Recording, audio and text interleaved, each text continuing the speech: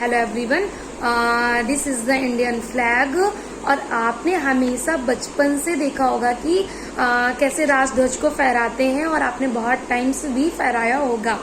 But आपको पता है कि ये आपका फ्लैग कोड ऑफ इंडिया भी कुछ है, फ्लैग कोड भी है इंडिया पे। तो ये फ्लैग कोड ऑफ इंडिया आपका 26 जनवरी 2002 को प्रभाव में आया था।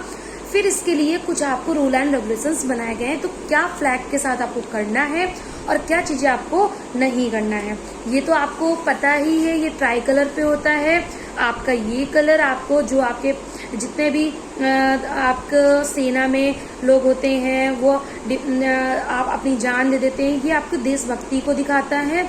और ये आपका जो व्हाइट कलर है ये आपको क्या दिखाता है, पीस दिखाता है। और ये आपका जो इंडिया है वो उसकी ग्रीनरी को दिखाता है, एग्रीकल्चर को इंडिकेट करता है। और जो चक्र है ये आपको ये समझाता है कि टाइम की आप वैल्यू करो, कि आपका टाइम कभी रुकता नहीं, जैसे चक्र कभी रुकता नहीं, चलता रहता है, इस तरह ये भी। ठीक है, तो अभी आपको क्या करना है, जो आपका इंडियन फ्लैग होगा उसकी लेंथ एंड ब्रेथ कितनी होगी, 3:2 में होती है। और इसमें जो स्पोक्स होते हैं, जो बीच में आपका व्हील बना हुआ है, इसमें जो स्पोक्स होते हैं वो 24 होते हैं। हमेशा याद रखना 24 ही आपको रखना है। फिर आपको फ्लैग के साथ क्या नहीं करना है, कभी फ्लैग को पोछा के रूप में यूज नहीं करना है, कभी उसको अपमानित नहीं करना है, कभी फ्लैग को पहना भी नहीं जाता है, और उसको कभी डस्टबिन में भी नहीं फेंका जाता है। और झंडे को किसी व्यक्ति या वस्तु को सलामी देने के लिए झुकाया नहीं जाएगा, कि आप व्यक्ति को सलामी देने के लिए झुका रहे हो। और हाँ, झंडे को आधा झुकाकर नहीं फहराया जाएगा, सिवाय उन अवसरों के जब सरकारी भवनों पर झंडों को आधा झुकाकर फहराने के आदेश जारी किए गए हों। और एक चीज हमेशा याद रखना, जैसे ही आपका सन डाउन होता है तो ये जो आपका फ्लैग है उसको भी मतलब उतार लिया जाता है। ये चीजें मुझे पहले नहीं पता थी, गवर्नमेंट हो या फिर प्राइवेट सेक्टर्स हो, सब में। क्योंकि हम लोग जब भी स्कूल या कहीं पर गए तो घर भी आ गए, तो मैं शाम का नहीं पता था।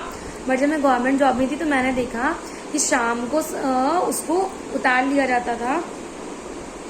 और आपको कभी भी फ्लैग को फटा हुआ, मैला, ऐसा वाला कोई भी फ्लैग को यूज नहीं करना है। अगर आप फ्लैग के साथ कुछ भी गलत करते हैं तो आपको पनिशमेंट भी मिल सकती है। इस वजह से हमेशा याद रखना कि कभी भी आपको फ्लैग के साथ कोई भी गंदे तरीके से बिहेव नहीं करना, कुछ भी उसको अपमानित नहीं करना। और हाँ, आपको याद रखना है कोड के भाग जो ये आपका है फ्लैग कोड ऑफ इंडिया है, इसके भाग 3 की धारा 9 में व्यवस्था के अलावा झंडे को किसी वाहन पर फहराया नहीं जाएगा। कि गाड़ी में है उसमें फहरा रहे हो। जब झंडे का प्रदर्शन किसी दीवार के सहारे लेटी हुई समतल स्थिति में किया जाता है तो केसरिया भाग सबसे ऊपर होना चाहिए। जब वह लंबाई में फहराया जाए तो केसरिया भाग झंडे के हिसाब से दाहिनी ओर होगा, अर्थात झंडे को देखने वाले व्यक्ति की बाईं ओर। स्कूल के विद्यार्थी इकट्ठा होकर एक खुला वर्गाकार बनाएंगे। इस वर्ग में 3 तरफ विद्यार्थी खड़े होंगे और चौथी तरफ बीच में झंडा होगा। और जो प्रिंसिपल होंगे, मुख्य छात्र और झंडा। ये चीजें मैंने बिहार में देखी थी, तब मुझे नहीं पता था, लेकिन आज मेरा कॉन्सेप्ट क्लियर हो रहा है कि वो क्या करते थे, सेंटर पे एक इंडिया का मैप बना देते थे, उसी में फ्लावर्स होते थे और बीच में ही आपका फ्लैग होता था और प्रिंसिपल होते थे और चारों तरफ हम लोग टीचर्स होते थे। फिर एक सर्कल बना दिए, सर्कल के बाहर हमारे सभी स्टूडेंट्स हो जाते थे। अब मुझे समझ में आ रहा है कि सर्कल भी, या फिर इसमें दिया हुआ है कि आपको स्क्वायर में बनाना है, बट मुझे लग रहा है वो लोग वहां पे फॉलो करते थे। इसमें बहुत अच्छी अच्छी चीजें दी हैं। देखो इसमें ना अलग अलग तरीके का दिया हुआ है। जैसे फर्स्ट है भाग फर्स्ट में आपको बताया गया है फ्लैग से संबंधित कुछ विवरण इसमें दिए गए। सेकंड है भाग सेकंड में आम जनता, गैर सरकारी संगठन और शिक्षा संस्थाओं आदि द्वारा राष्ट्रीय झंडा फहराया जाना। फिर थर्ड है आप इसमें धारा फर्स्ट और धारा सेकंड भी है। फिर धारा भाग थर्ड में दिया है केंद्र एवं राज्य सरकारों तथा उनके संगठनों और एजेंसियों द्वारा राष्ट्रीय झंडे को फहराया जाना। फिर धारा फर्स्ट, धारा सेकंड एंड धारा थर्ड है। देख रहे हैं private sector and public sectors के लिए अलग अलग तरीके से और सेंट्रल गवर्नमेंट और स्टेट गवर्नमेंट के लिए भी अलग अलग तरीके से फ्लैग को कैसे अनफर्ल करना है उसके बारे में इसमें रूल एंड रेगुलेशन है। झंडा फहराने के गलत तरीके, फटा या मैला कुचला झंडा नहीं फहराना है।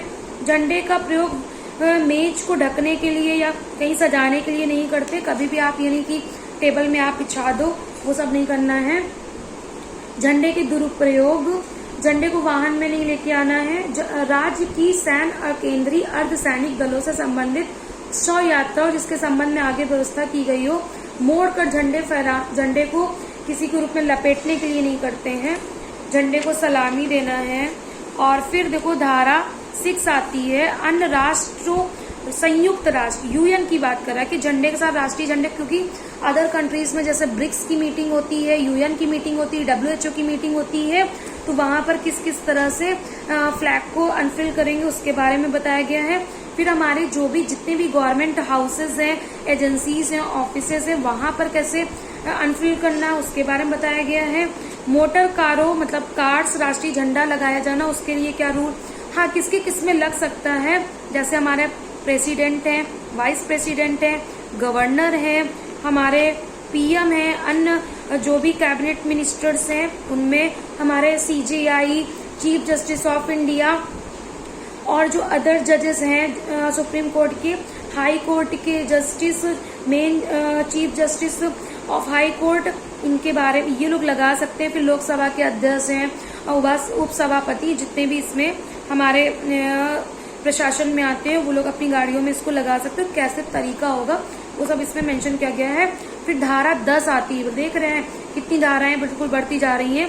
हमारी रेल्स हैं या हमारे एरोप्लेन्स हैं, वहां पर कैसे कैसे प्लेटफॉर्म में या अदर केबिन में कैसे ये अनफर्ल होगा फ्लैग, उसके बारे में भी इसमें बताया गया है। और झंडे का आधा झुकाना वो सब मैं आपको धीरे धीरे बता दूंगी, बट आप देख रहे हो कितना ज्यादा, सिर्फ आपको लगता है फ्लैग बहुत छोटी चीज है, बट देख रहे हो